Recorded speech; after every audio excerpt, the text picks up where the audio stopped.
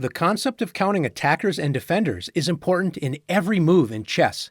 You always want to make sure your pieces are well defended. Now keep in mind, because of the way the chessboard is set up from the start, there are two particularly weak squares, the f2 and f7 pawns. Take a moment to look at why that might be.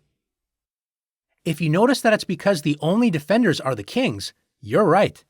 A lone king is not a strong defender, so in many games of chess, a quick attack on the vulnerable f-pawns can sometimes be effective.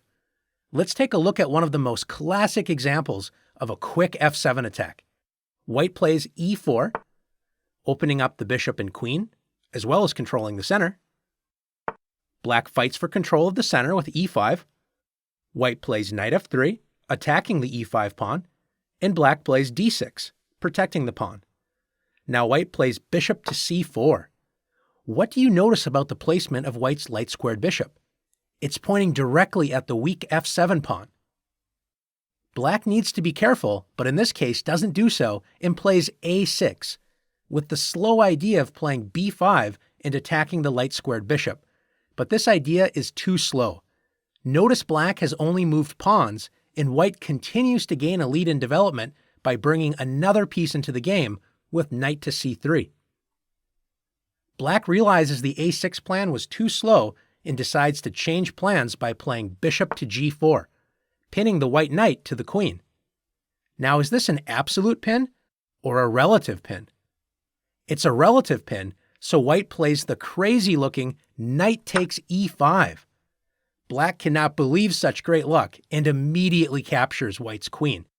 But what would happen if black would have captured white's knight with d takes e5 instead? In this case, white would capture the bishop on g4 and gain an extra pawn from the captures. Let's go back to the position where black captures white's queen.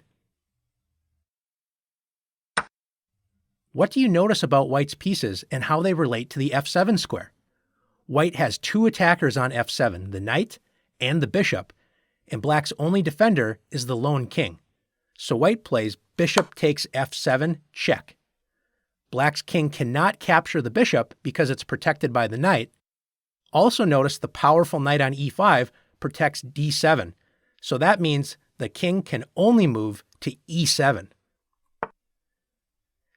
After king e7, white has a forced checkmate. Can you find the winning move?